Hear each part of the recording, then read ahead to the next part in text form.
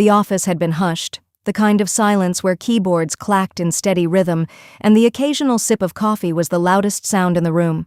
Heads were down, eyes glued to screens, until the quiet cracked. A sharp voice rang out from the far end, slicing through the stillness like glass shattering. "Chris!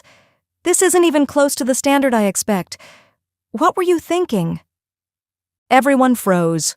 A few glanced up without turning their heads. Chris sat motionless at his desk, staring at the floor, his face tight, his hands clenched in his lap. He didn't say a word. The boss kept going, louder, sharper, each sentence hitting like a slap, while the rest of the office pretended to work, ears tuned to every syllable.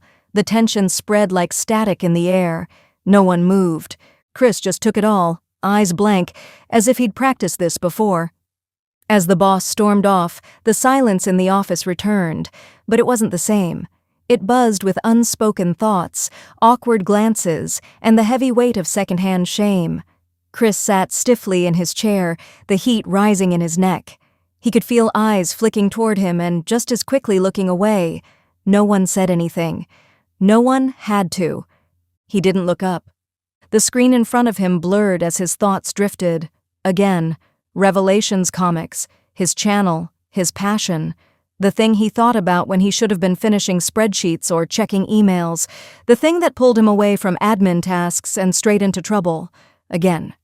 He imagined a life where this wasn't the routine, where instead of getting chewed out over forms, he was breaking down comic arcs, talking story structure, building a real audience, proving he had something to say, something worth listening to. But that dream had been ridiculed for years. In school they'd laughed at him, told him talking about comics online was a waste of time, called him names, told him to grow up. He never forgot it.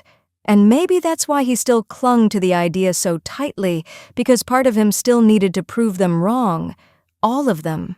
He sat motionless, the sting of the reprimand still fresh, the silence still loud. But beneath it all, something else stirred. A quiet fire, a resolve. One day, he thought, one day this desk won't be where my story ends. Lunchtime brought no relief.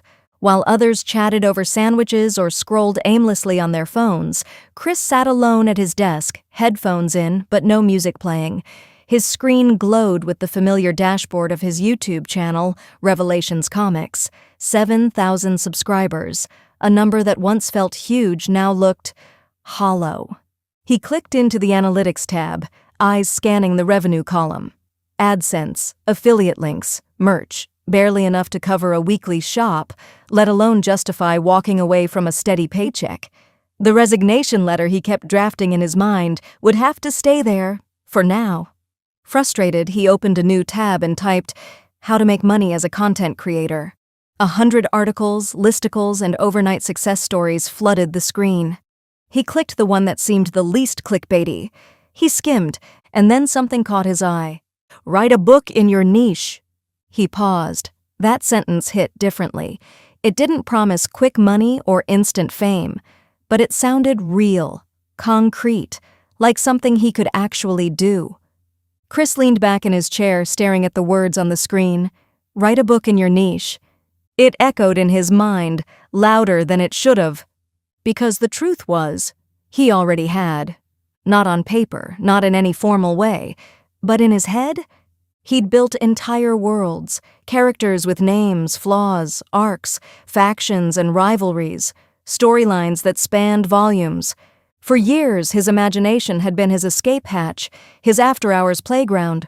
While others went out drinking or doom-scrolled in bed, Chris lived in the comic universe he'd created. Panels played out in his mind like a reel, heroes rising, villains falling, twists no one would see coming. It was never real, just something he did for fun, a mental sketchbook only he had access to. But now, for the first time, he had a reason to bring it all into the world, a purpose, a path. This book wasn't just a business idea, it was an excuse to finally make something he'd been dreaming about for years. There was still some time left before work resumed, enough time to begin his long-term plan. He opened a blank document, paused, and started typing. A year of late nights, sacrificed weekends, and paychecks stretched thin. But it was done. The first 2 issues of Chris's comic were finished. Written, illustrated, lettered, real. Not just an idea bouncing around in his head anymore, but something tangible. Something he could hold. It all started the day he posted that freelance job listing. 4 days later, he found the artist who just got it. They clicked immediately. Chris could see his characters coming to life in the sample sketches, and from that moment on, there was no turning back.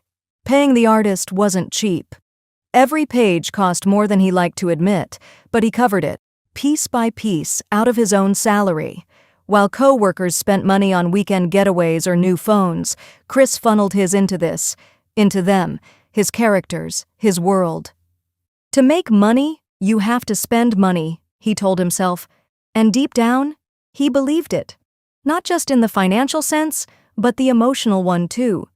You had to invest in what you loved if you wanted it to become something real. Now the files were finalized, print ready. He stared at them on his screen with a quiet mix of disbelief and pride. This wasn't just a comic, it was proof that the dream wasn't a waste of time, that maybe, just maybe, he was building something worth believing in. With both issues finalized and ready, Chris stood on the edge of what felt like a new chapter. He'd decided on 5,000 copies, 2,500 of each issue. A bold number, maybe, but to him it wasn't blind confidence. It was conviction. This comic wasn't just good, it was his. And more importantly, he believed it was exactly the kind of story his audience had been waiting for. Something smart, exciting, made by someone who genuinely loved the medium. If anyone could sell this, it was him. He'd even gone ahead and rented a storage unit from a nearby facility, walking the echoing rows and picking out a space that felt just big enough. Empty now, but not for long. Then came the twist. While finalizing the print order, the company flashed an offer on the screen. Double your order, get a huge discount. 10,000 copies. Chris stared at the numbers. He didn't have the space. He didn't have the extra cash, not really, but he did have something else. A vision, a fire, and 7,000 subscribers who'd been there with him from the start. People who trusted his taste, who engaged with every breakdown, every comic rant, every theory. He imagined the stack of boxes, the sales notifications, the proof that this wasn't just a hobby, it was a business, a future. He clicked accept. Sure, he'd have to figure out where to store the extra 5,000 copies later. Maybe rent a second unit, maybe fill his flat to the ceiling. Whatever it took. This was his shot, and he wasn't about to play it small. Chris called the storage company the next morning, asking if he could upgrade his unit to accommodate more boxes, a lot more. The rep on the other end didn't blink. "We've got space," they said, "but at that quantity, you'll need a double-size unit." The new price made his stomach tighten. He did the math twice, then once more, hoping the numbers would shift. They didn't. Renting space for 10,000 books meant dipping into his overdraft. Again. Not just tight money, but negative money, and he still had the printing invoice to clear. He glanced at his credit card balance, then back at the order confirmation. He exhaled. "It'll sell," he told himself. "They'll buy it." He pictured his subscribers, people who'd listened to him talk comics for years, who dropped comments, shared posts, DM'd him ideas. They wanted something like this. He was giving them what they asked for. This was the moment to trust that. So he hit confirm on the storage upgrade and booked the new space.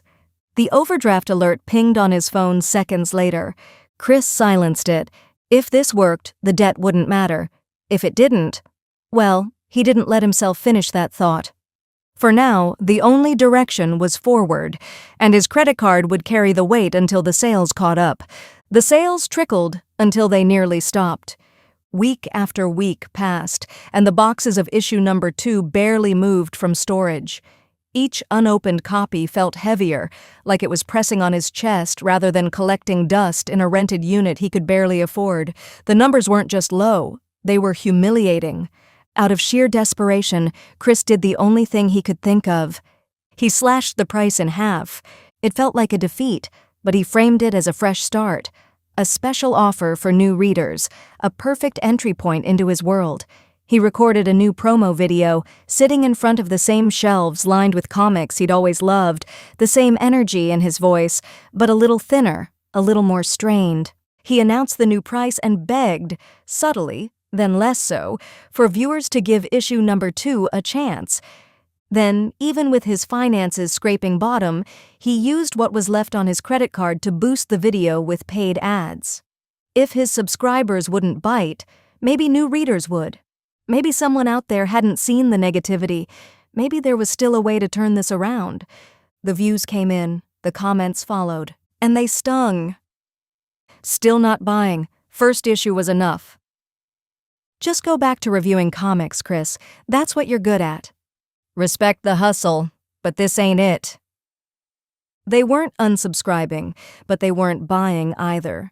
The community that once rallied behind him had drawn a line. They liked Chris the commentator, not Chris the creator. The ad spend barely moved the needle. A few new sales here and there, just enough to tease hope, but not enough to fix anything, not enough to put a dent in the boxes or his debt. He sat in the dim light of his apartment, watching the dashboard refresh with no new orders. His comic, the thing he had poured himself into, was becoming an expensive shadow. And though his voice still carried weight in the world of reviews and reactions, his own creation had been rejected. Chris sat slumped on his couch, the glow of his muted TV casting soft, flickering shadows across the walls. The apartment was silent, too silent. No clicking mouse, no YouTube notifications, no printer humming. Just the low hum of the fridge and the weight of everything he didn't want to think about pressing in from all sides. Boxes of unsold comics still lined the edge of the room like quiet judges, reminding him of every choice that led here. He stared at nothing in particular, his body still, his mind anything but. The silence gave way to old voices, familiar ones he hadn't heard in years, but had never really forgotten. You'll never make money off that nerdy comic stuff. No one wants to read stories from someone like you. Why don't you just stick to talking about it instead of trying to be something you're not? He used to shrug those off, used to drown them out with ambition and 1,000 reasons why they were wrong. But now they sounded like facts. The weight of their words pressed deeper into his chest, and for the first time since the journey began, he couldn't fight back, couldn't spin it, couldn't pretend it was part of the grind. Maybe they were right, maybe he had failed. Not just at selling a comic, but at proving he had something worth saying beyond reviews and reactions. His throat tightened, but he didn't cry. He just sat there, hollow, still, surrounded by boxes that once felt like dreams, now just cardboard reminders of what he couldn't become, and for a moment he let himself believe the worst thing a creator can believe. Maybe I was never meant to do this. The silence finally cracked. Chris let out a deep, guttural cry, one that had been building inside him for months. It ripped out of him like something primal, something wounded. His shoulders shook, his face crumpled in his hands. And for once, he didn't try to hold it back. But in the middle of that release, something else happened. A sharp, burning pain shot through his chest. His breath caught. His cry cut off. He clutched at his shirt, gasping, confused at first, then afraid. The pain intensified, crushing and radiating down his left arm. He tried to stand, to call out, but his legs gave way beneath him. His eyes darted toward his phone, resting on the far end of the kitchen counter, just out of reach. He crawled toward it, dragging himself inch by inch, but his limbs were giving out, his vision tunneling. He collapsed onto the floor, face pressed against the cold hardwood. His heartbeat thudded wildly in his ears, then began to fade. There was no one coming, no knocking neighbor, no ringing phone, just the soft, empty echo of the apartment, surrounded by the things he bought, the new tech, the unopened collectibles, the boxes of unsold books stacked high like silent monuments. In those final moments, the truth hit harder than the pain. None of this mattered. Not the gear, not the numbers, not the dream he bent his life around. He thought success would feel like something permanent, something that proved he was worth believing in. But now, lying there alone, he saw it clearly. It had never been about the money or the product. It had been about trying to fill something in himself that was already breaking. And now, it was over. His breath grew shallow. His body stilled. The apartment fell back into silence. Chris was gone, and the world outside kept moving, unaware that one more dreamer had burned out, quietly, under the weight of everything he thought he had to become.